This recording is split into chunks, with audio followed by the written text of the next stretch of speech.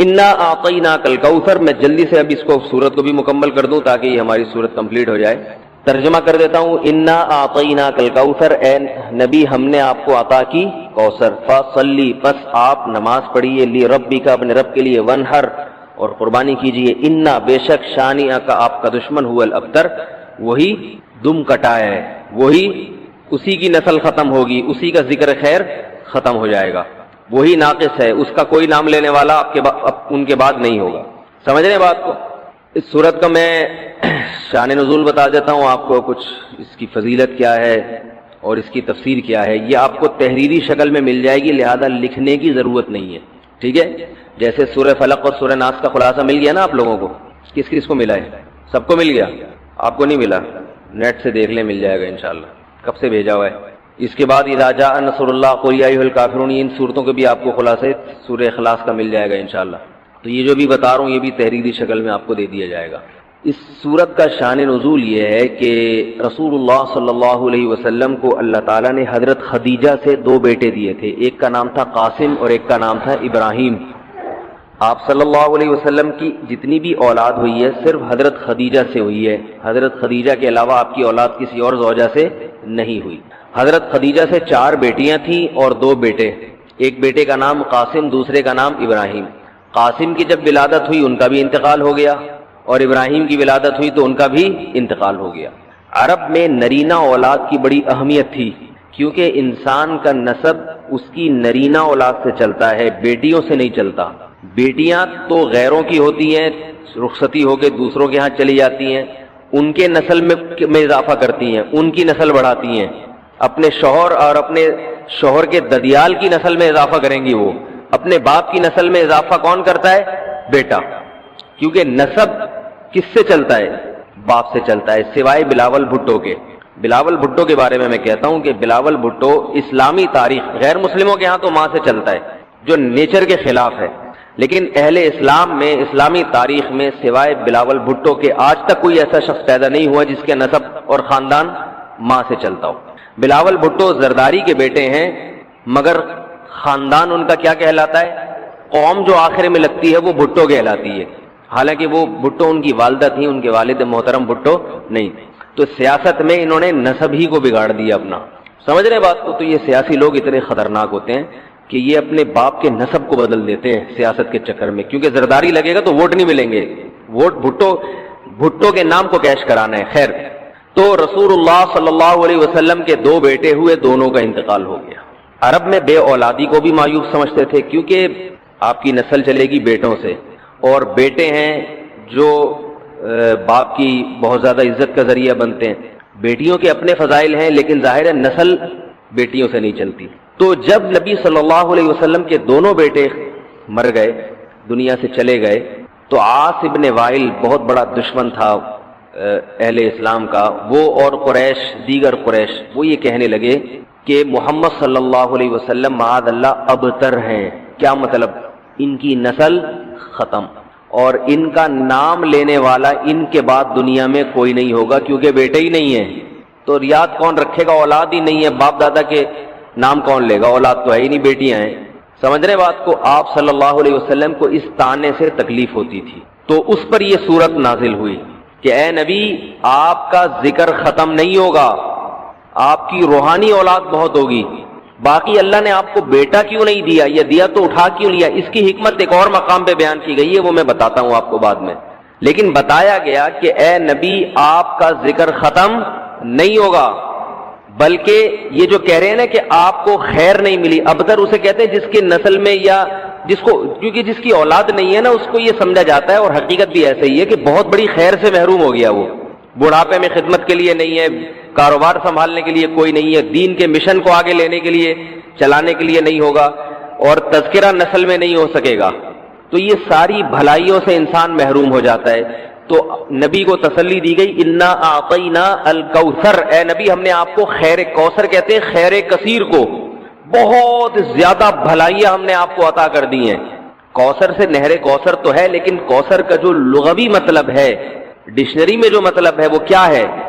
اصل میں حوض کوثر کو نہیں کہتے، بلکہ کسے کہتے ہیں؟ خیر کثیر.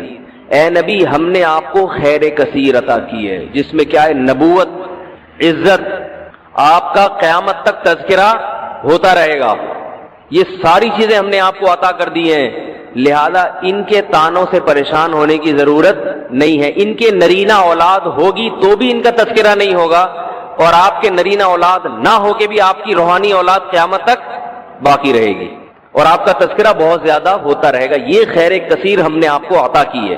پھر اسی خیر کثیر میں سے ایک خیر حوض کوثر بھی ہے، جس کا نام کوثر اس لیے رکھا گیا کہ وہ ایک پانی کی نہر ہے جو نبی صلی اللہ علیہ وسلم کو قیامت کے دن دی جائے گی، اور آپ صلی اللہ علیہ وسلم خود بھی اس سے پئیں گے اور اپنے امتیوں کو بھی اس سے پلائیں گے۔ اس پانی میں بھی اللہ نے خیر کثیر رکھی ہے۔ وہ خیر کثیر کیا ہے وہ ابھی انشاءاللہ میں بتاؤں گا۔ تو اس کا مصداق یعنی یہ آیت منطبق ہوتی ہے حوض کوثر پر بھی، ٹھیک ہے؟ تو یہ تو اس کا شان نزول ہے کہ اللہ نے بتا دیا کہ یہ جو آپ پر طنز اور طعنے کر رہے ہیں یہ لوگ ہیں جن کی نسل ہے ختم ہونے والی، ان کا نام لینے والا کوئی بھی نہیں ہوگا۔ بڑے بڑے سرداروں کے نام تو لیا جاتا ہے ان کا آج، لیکن اچھے جذبے سے نہیں لیا جاتا، ان کا نام برائی کے طور پہ لیا جاتا ہے۔ یہ تو اس سورت کا ہو گیا شان نزول۔ اس سورت کی فضیلت کیا ہے؟ حدیث میں آتا ہے، صحابہ کہتے ہیں کہ ہم بیٹھے ہوئے تھے رسول اللہ صلی اللہ علیہ وسلم کے ساتھ مسجد میں، آپ صلی اللہ علیہ وسلم پر ایک دم کچھ غنودگی سی طاری ہوئی، بے ہوشی کی کیفیت طاری ہوئی جیسے وحی میں ہوتی تھی۔ تو اس کے بعد جب آپ صلی اللہ علیہ وسلم بالکل بیدار ہوئے ہیں، نارمل حالت میں آپ صلی اللہ علیہ وسلم آئے ہیں تو بڑے خوش تھے، اور آپ صلی اللہ علیہ وسلم نے اس سورت کی تلاوت کی۔ اللہ کے نبی پر جب وحی آتی تھی نا تو جیسے ہی آپ صلی اللہ علیہ وسلم ہوش کی حالت میں آتے تھے تو فوراً ان آیتوں کی تلاوت شروع کر دیا کرتے تھے تاکہ میں بھول نہ جاؤں۔ تو آپ نے فوراً بسم اللہ الرحمن الرحیم پڑھا اور انا اعطیناک الکوثر فصل لربک وانحر ان شانئک هو الابتر، یہ آیتیں نازل ہوئیں اور آپ نے فوراً ان آیتوں کی تلاوت شروع کر دی۔ جب یہ شروع ہوئی تو صحابہ نے پوچھا یہ کوثر کیا چیز ہے؟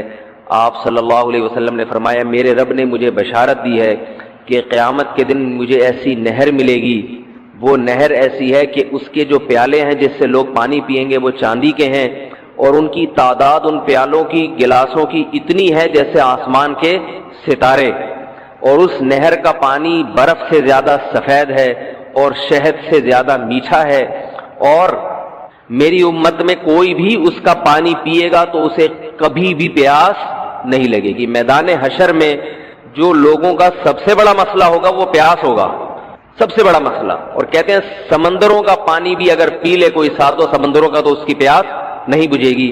تو میرے اللہ نے مجھے یہ نہر دی ہے، جو میرا امتی اس سے پی لے گا اسے کبھی بھی ہمیشہ کے لیے اس کی پیاس ختم ہو جائے گی۔ پھر آپ صلی اللہ علیہ وسلم نے فرمایا اسی موقع پر اسی حدیث میں کہ کچھ میری امتی آئیں گے حوض کوثر سے پانی پینے کے لیے، فرشتے انہیں وہاں سے ہٹائیں گے، دھتکاریں گے، میں کہوں گا کہ یہ میرے امتی ہیں، تو فرشتے کہیں گے کہ آپ کو علم نہیں ہے ما احدثوا بعدک، کہ انہوں نے آپ کے بعد بدعتیں ایجاد کر لی تھی، ہیں تو آپ کے امتی مگر انہوں نے آپ کے دین میں تبدیلیاں کر لی تھی، جو دین آپ ان کو دے کر گئے تھے اس پر انہوں نے قناعت نہیں کی، اپنی طرف سے اس میں اضافے کیے، ایڈیشن کہتے ہیں نا، بہت ساری چیزیں بڑھا لی انہوں نے۔ تو اس میں وعید بھی آپ صلی اللہ علیہ وسلم نے بتا دی کہ حوض کوثر سے بدعتی کو پانی پینے کی توفیق نہیں ملے گی۔ تو یہ تو اس صورت کی فضیلت ہو گئی۔ اب اس صورت کے مضامین کیا ہیں، تفسیر کیا ہے اس کی، اس کے اسباق کیا ہوتے ہیں، یہ انشاءاللہ پھر۔ تو جب نبی صلی اللہ علیہ وسلم نے فرمایا نا کہ تم موت کے بعد دوبارہ زندگی ملے گی، تمہیں اللہ کے سامنے حساب و کتاب دینا ہے، تو وہی مشہور سوال تھا سأل سائل بعذاب واقع۔ اللہ فرماتے ہیں واقع کب ہوگا یہ تو میں نہیں بتاؤں گا، میرا اصول ہی نہیں ہے کہ میں قیامت کا علم بتا دوں، لیکن اتنی بات ہے للکافرین لیس لہ دافع، جو بھی اللہ کا منکر ہے، اللہ کو نہیں مانتا، اللہ کے حکام کو فالو نہیں کرتا، جب وہ عذاب آئے گا تو دنیا کی کوئی طاقت اس عذاب سے ان کو بچا نہیں سکے گی۔ تعرج الملائکۃ والروح الیہ فی یوم کان مقدارہ 50,000 سنہ، 50,000 سال کا ایک دن ہوگا۔ کہیں 1,000 سال اللہ نے ذکر کیا میدان حشر کے بارے میں، کہیں 50,000 سال۔ تو علماء نے بیان کیا یہ لوگوں کے حالات کے حساب سے ہوگا، یہ ٹائم کے جو یونٹ ہے نا یہ ہر ایک کے حق میں مختلف ہوتے ہیں۔ دیکھو جب ہم پیدا ہوئے تو ہم کائنات کو بننے کے اربوں سال کے بعد پیدا ہوئے ہوں گے نا، تو کیا ہمیں انتظار کرنا پڑا؟ بولو نا کیا ہو گیا؟ اگر ہمیں اللہ انتظار کرواتا ابھی تم عالم ارواح میں ہو 1 ارب سال کے بعد تمہارا نمبر آئے گا تو میں تو بوریت سے مر چکا ہوتا. کیا خیال ہے بھائی؟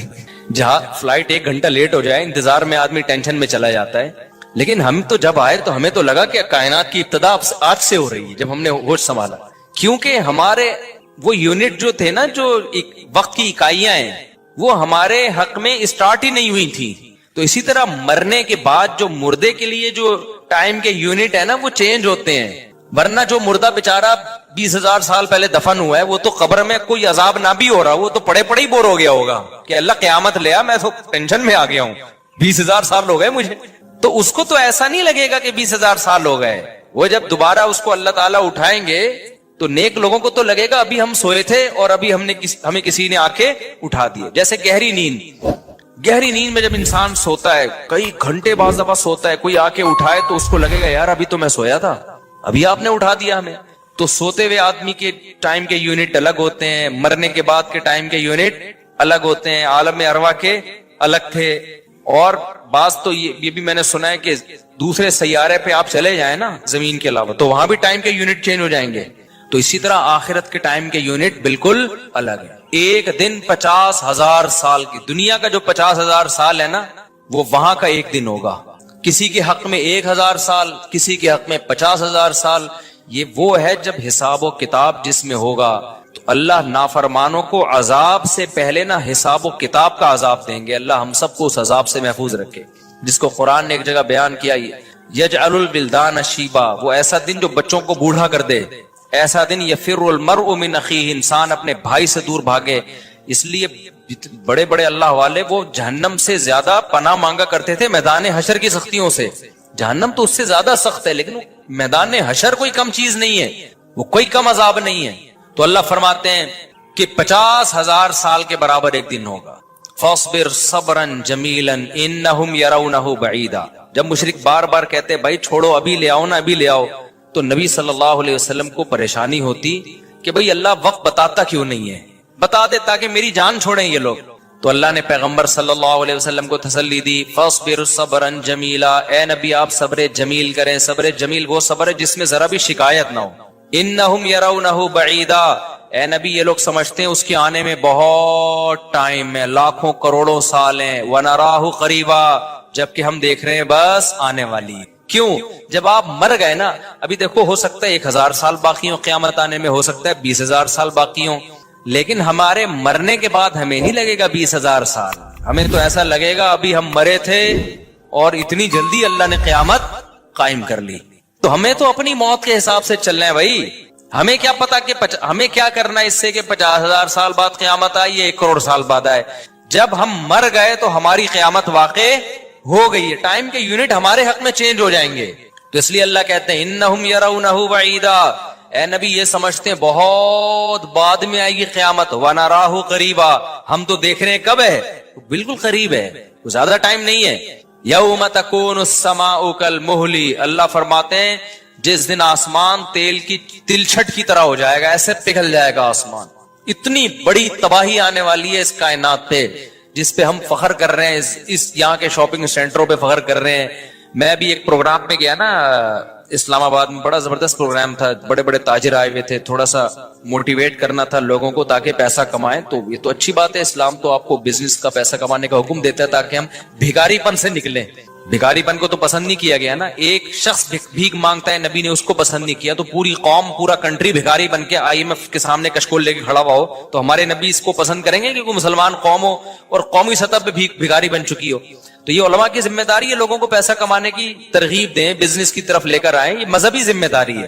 تو میرا اس میں کوئی کمیشن نہیں تھا، میں گیا میں نے تقریر کی، لیکن ایک چیز کا مجھے اندازہ ہوا کہ یار ایک چیز یہاں پیدا ہو رہی ہے، پیسہ کمانے کے ساتھ پیسے کی محبت بھی آ رہی ہے. تو مجھے خیال ہوا میں اپنی اسپیچ میں ایک بات کہوں کہ آپ یہاں ہیں، سارے ارب پتی کروڑ پتی تاجر ہیں، سب اپنے اپنے تجربے شیئر کر رہے ہیں کہ میں یہ کرتا تھا آج میں نے اتنے روپے کما لیے، میں یہ کرتا، تاکہ لوگوں کو موٹیویشن ملے. اچھی بات ہے، بہت اچھا پروگرام تھا. تو مجھے خیال ہوا کہ ایک بات میں کہوں کہ ضرور، لیکن ایک چکر نہ ہفتے میں ایک دفعہ قبرستان کا ضرور لگایا گا تاکہ نیتیں ٹھیک ہو جائیں پیسہ کمانے سے. ایسا نہ ہو یہ پیسہ قارون بنا دے آپ کو.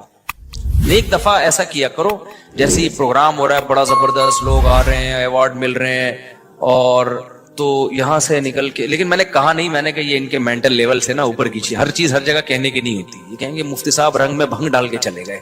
اچھا والا ہم دیکھ رہے تھے اتنے کروڑ پتی لوگوں کو سن کے ہمیں بھی خواب آ رہے تھے کل ہمارے پاس لینڈ کروزر ہوگی, 4 شادیاں ہوں گی, اب پیسہ ہوگا زبردست, یہاں جائیں گے وہاں جائیں گے. یہ مولوی نے آگے یہاں بھی کیا کر دیا, قبرستان کی باتیں شروع کر دی. تو وہ مناسب نہیں تھا, لیکن دل چاہ رہا تھا کہ میں ان سے کہوں اگلا پروگرام وہ بول دوں گا کہ بہت زبردست پیسہ کمائیں, ایک دفعہ جا کے قبر میں جو آپ سے پہلا کما کے چلے گئے ہیں نا پہلے کما کے. یہ یوٹیوبرز تو یہاں آ رہے ہیں اپنا ایکسپیرینس شیئر کر رہے ہیں, میں ایسا کانٹینٹ بناتا ہوں اور میں ایسے محنت کرتا ہوں. اچھی بات ہے, مجھے بڑی خوشی ہو رہی تھی, تھوڑی سی امیدیں ہوئی کہ شاید پاکستان اب شاید اچھی سمت میں جانا شروع ہو جائے. تو مجھے ان پہ وہ کوئی نہیں, وہ تو بہت اچھا کر رہے تھے, بلکہ یہ تو ایک ظرف کے بڑے ہونے کی بات ہے کہ آپ بتائیں کہ میں نے پیسہ ایسا کمایا, ورنہ لوگ بتاتے کہاں ہیں. مجھے ان یوٹیوبرز میں خوشی ہو رہی تھی, وہ بتا رہے تھے ہم نے یہ کانٹینٹ بنایا, ہم نے ایسے چینل بنایا, اتنے پیسے کمائے. تو اچھی بات ہے, شیئر کرو یار تاکہ لوگوں کی غربت ختم ہو, وہ بھی کریں یہ کام. لیکن ساتھ ساتھ ایک بات, یہ پیسہ آپ کو سلیمان علیہ السلام جیسا بھی بنا سکتا ہے, اور قارون اور فرعون جیسا, ابو بکر عثمان جیسا بھی بنا سکتا ہے, اور ابو جہل جیسا بھی بنا سکتا ہے. کیا خیال ہے, یہ سارے پیسے والے لوگ تھے نا. تو آپ پیسہ کما کے سلیمان علیہ السلام جیسے شکر گزار بن جاؤ, عثمان ابن عفان جیسے غنی بن جاؤ, عبد الرحمن بن عوف جیسے بن جاؤ. اس کے لیے ضروری ہے کہ ہفتے میں ایک دفعہ قبرستان کا وزٹ اپنے خرچے پہ کر لیا کریں, اور ایسے ہی نہیں گزرتے ہوئے وہاں جا کے کھڑے ہو کے قبروں پہ دیکھا کریں کہ میں جتنا بھی بڑا بن جاؤں, میرے یوٹیوب پہ چینل پہ 10 ملین بھی سبسکرائبر آ جائیں, لیٹنا میں نے کہا ہے تھوڑے دنوں میں جا کے بھائی اس قبر کے اندر. لہذا اس پیسے سے میں اس قبر کی تیاری کر لوں تو فائدہ ہے. اور اگر یہ لینڈ کروزر ہی میرا مقصد ہے اور میرا مقصد عیاشی ہی ہے اور شو مارنا ہی ہے, بھائی پھر یہ تو قارون نے آپ سے زیادہ کما لیا, ان خزانوں کے ساتھ یہ زمین میں دھسا ہے. وہ سمجھتے ہو کہ نہیں سمجھتے ہو, تو تھوڑا سا کبھی کبھار جب بڑے بڑے پروگراموں میں جایا کرو تو تھوڑا سا قبرستان میں. ہمیں تو اللہ نے سہولت دی ہے, بہت خطرناک قبرستان ہے یہ جو ہے نا, کیونکہ گورنمنٹ نے لائٹیں کہیں بھی نہیں لگائیں, تو یہاں تو 2-4 لائٹیں تھی, چرسیوں نے چوری کر لی. اب اندھیرا ہوتا ہے اس میں, اس سے بڑا فائدہ ہوتا ہے. اور جن بھوت بھی لوگوں کو نظر ہوتے نہیں ہیں جن یہاں پر, لیکن لوگوں کو نظر آ رہے ہوتے ہیں, ڈرے ہوئے جا رہے ہوتے ہیں نا. سرکٹا ایک دن نظر آیا کسی کو, بعد میں پتا چلا وہ کمبخت وہ نہیں سویٹر نا یہاں تک اس نے کیا ہوا تھا, سر ہی نہیں تھا اس, سویٹر یوں کر کے نا قبرستان پہ بیٹھا رہتا تھا, لوگ بھاگ جاتے تھے بس سرکٹا آیا ہوا یہاں پہ, ٹھیک ہے نا. تو آپ یہ جو ہمیں اللہ نے بڑی سہولت دی ہے, کبھی کبھار ایسا کیا کرو, یہاں چلے جاؤ. رات کے وقت جاؤ گے تو جیسے آپ نے انرجی اپنی خرچ کرنی ہے نا, تو کہتے ہیں ڈاکٹر 1 گھنٹے کی واکنگ سے 15 منٹ کی جاگنگ بہتر ہے. 15 منٹ کی جاگنگ میں اتنی انرجی لگ جائے گی جو 1 گھنٹے کی واکنگ میں نہیں ہوگی. تو دن میں قبرستان 100 دفعہ جانے سے بہتر ہے رات میں 2:30 بجے 1 دفعہ چلے جاؤ. بس رات میں 2:30 بجے 1 دفعہ چلے جاؤ, اور وہاں جا کے بیٹھو. بیٹا آنا کہاں ہے, یہی آنا. اور یہ جو لیٹے ہوئے ہیں نا, یہ سارے غریب نہیں تھے, ٹھیک ہے نا. ان میں بہت سارے کروڑ پتی تھے, ارب پتی تھے, 4 شادیوں والے بھی تھے, 1 والی بھی تھے, اور بچوں والے بھی تھے, بغیر بچوں والے بھی تھے, جوان بھی تھے, بڈھے بھی تھے, 30 سال کے بھی تھے, 15 سال کے بھی تھے, 6 مہینے کے بچے بھی تھے. کیا نظر آ رہے ہوں گے قبریں, جا کے دیکھو. کل ہوس اس طرح سے ترغیب دیتی تھی مجھے, وہ ایک شاعر نے بڑا شعر کہا ہے کہ مجھے ہوس جو ہے نا وہ ترغیب دیتی تھی. ہوس نہیں ہوتی پیسوں کی دولت کی کہ یہ سکندر ہے, وہ کہ جو ہے نا, مجھے پورا شعر یاد نہیں, 20 سال ہو گئے سننے ہوئے اس کو. اس کا خلاصہ بتا رہا ہوں کہ ہوس مجھے ترغیب دیتی تھی کہ بھائی پیسہ کماؤ, پھر یہ عیاشی اور اتنی عزت اور ایسا کچھ ہوگا اور بڑے مزے ہوں گے نا, اور نائٹ کلب جائیں گے, شرابیں پیئیں گے اور یہ کچھ کریں گے. کہہ رہے ایک دن کیا ہوا, مجھے جو ہے قبرستان سے میرا گزرنا ہوا, تو مجھے جو ہے نا میری ہوس نے جو ہے نا مجھے 2-4 قبریں دکھائیں اور کہا یہ سکندر ہے, یہ دارا ہے, یہ کیکاؤس ہے, یہ سکندر اعظم کی قبر ہے. لاکھوں باندیاں تھیں اس کے پاس. آپ تو 2-4 گرل فرینڈ پہ فخر کر رہے ہو, گرل فرینڈ نہیں, لاکھوں باندیاں. گرل فرینڈ آپ کے تابع نہیں ہوتی, باندی تو جیسا آپ بولو گے بھائی, جو کام آپ اس کے ذمہ لگاؤ گے وہ بھاگ نہیں سکتی, نوکر ہے آپ کی. تو اتنی بڑی بڑی دنیا انہوں نے روئے زمین پہ حکومتیں کی ہیں. آج قبروں کے اندر یہ دارا ہے, یہ کیکاؤس ہے, یہ سکندر اعظم ہے. بڑے بڑے بادشاہوں کی قبریں آپ کو نظر آئیں گی پڑے ہوئے اندر. اب نئے زمانے میں شعر کو ہم یوں چینج کر دیں گے, یہ 10 ملین والا ہے سبسکرائبر تھے, یہ 20 ملین والا, یہ 50 मिलियन वाला एक एक क्लिप, बाज ऐसे मशहूर हो जाते हैं, खुजा भी रहे होंगे ना, बस ये अपनी खुजाने की वीडियो डाल दें यूट्यूब पे, लाखों रुपए कमा लेते हैं बैठे बैठे। बाज ऐसे मशहूर हो गए, कुछ भी नहीं करे ना, बस वो कहे कि नाड़ा बांधते हुए दिखाते हैं, मैं नाड़ा बांध रहा हूं, मैं नाड़ा ऐसे टाइट करता हूं, ज़ारबंद ऐसे टाइट करता हूं। इतने मशहूर हो गए हैं वो, बस लोग देखना चाहते हैं, लोग पता नहीं क्या हो गया अभी। अल्लाह यार, वकार ज़कार ने कल एक बड़ी अच्छी वीडियो वायरल की है यूट्यूबर्स के बारे में, कि अब मैं वो यूट्यूबर्स की वो वीडियो पे जो उसने कमेंट्स किए वो तो नहीं बताऊंगा, क्योंकि उस पर वो उसका नाम लेना किसी का ठीक नहीं है। उसने कहा यार ये अजीब व्लॉगर अजीब टाइप के आ रहे हैं, कुछ भी कर लो, कुछ भी कर लो, मिलियन एक एक दिन में एक एक मिलियन उनके व्यूज हो जाते हैं। तो उन्होंने कहा ये इन व्लॉगर्स का कसूर नहीं, कौम का कसूर है। उसने बड़ी अच्छी बात की, उसने कहा ये कौम किधर को जा रही है भाई, वॉशरूम में बैठा हुआ बंदा दिखा रहा है, देखे आधा ऊपर वाला दिखा रहा है। मैं कहता हूं अगर वो नीचे वाला पोर्शन दिखा देना, यूट्यूब चैनल बंद कर देगा, बोलेगा भाई इतने सब्सक्राइबर इतना क्राउड हम बर्दाश्त नहीं कर सकते, डीमोनेटाइज कर देगा यार, कहेगा भाई ये हमारे बस में अब। तो लोगों की नेचर देखो यार, कुछ भी जो मशहूर हो जाते हैं, एक दफा मशहूर हो गए ना, बस अब कुछ भी करेंगे, गाली दे रहे हैं, वो वीडियो आ गई, खुजा रहे हैं, लोग देख रहे हैं कैसे खुजाते हैं ये, तो लोग अजीब हैं। बहरहाल जो हो रहा है मैं तो मार्केट में वही बताऊंगा ना आपको। तो अब ये जो सोशल मीडिया से वाबस्ता लोग हैं, जिनके टिकटॉक पे चैनल, यूट्यूब पे चैनल, उनके यहाँ कामयाबी क्या है, 4 मिलियन हो गए, 10 मिलियन हो गए, 50 मिलियन हो गए। तू एक वीडियो इतनी मेहनत से बनाता है, 4 आदमी तुझे मिलते नहीं है, और मैं खुजाता भी हूं ना सर को, तो इतने व्यूज आ जाते हैं। तो कल ये शेयर चेंज होगा, ये सिकंदर है, ये दारा कब्रों में ना, तो कहेंगे ये 10 मिलियन वाला है, ये 20 मिलियन वाला, ये नाड़ा बांधते हुए एक दफा वीडियो डाली थी इसने और 20 मिलियन ऐसे हो गए थे। तो ये सब आएगा मार्केट में।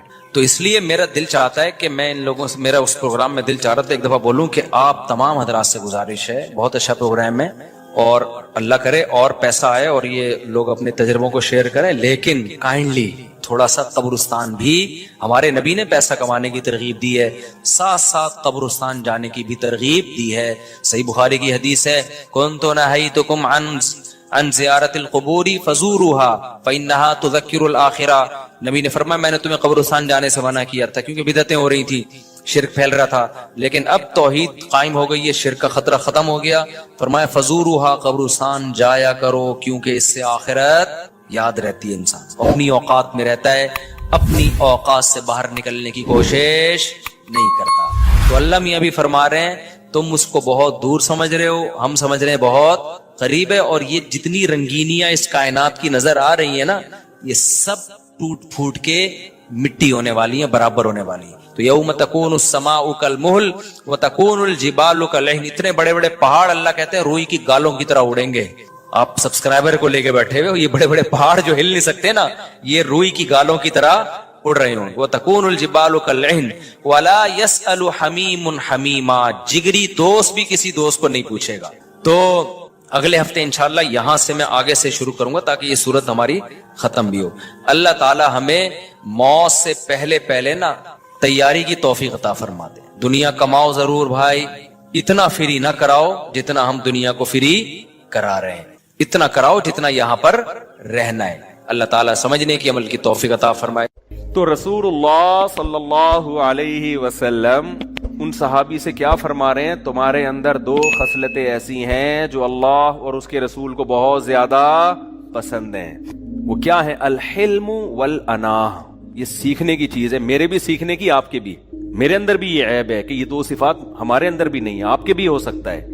ये सीखने की चीज है। फरमाया एक हिल्म कहते हैं बर्दाश्त, एक है अल अनाह, अनाह कहते हैं जल्दबाजी के अगेंस्ट, यानी जल्दबाजी ना हो, हर चीज में आप मिचोर संजीदा होके उसके तमाम पॉजिटिव नेगेटिव पहलुओं पे गौर करके फैसला करें। आप ये जो है ना एकदम खोपड़ी घूम गई मेरी, ये जो आजकल एक फैशन है, भाई फलां ने ऐसी बात की मेरी तो खोपड़ी घूम गई, तो मैं और अबे भाई तू खोपड़ी तेरी जिसके सामने घूमी है, अगर उसकी थोड़ी सी घूम गई ना, तेरी पूरी 180 डिग्री पे घूम जाए और उसकी सिर्फ 1 डिग्री घूम जाए, वो इतना पावरफुल है कि उसका 1 डिग्री तेरे 180 डिग्री पे भारी होगा। तू करके क्या आया है? हमारे एक जानने वाले ना भरी महफिल में अपने बॉस को यानी फोश गालियां दे के आ गए और आके बता रहे हैं भाई मैंने तो बॉस को सुना दी, उसके बॉस पावरफुल आदमी था, उसने केस करके अंदर करा दिया।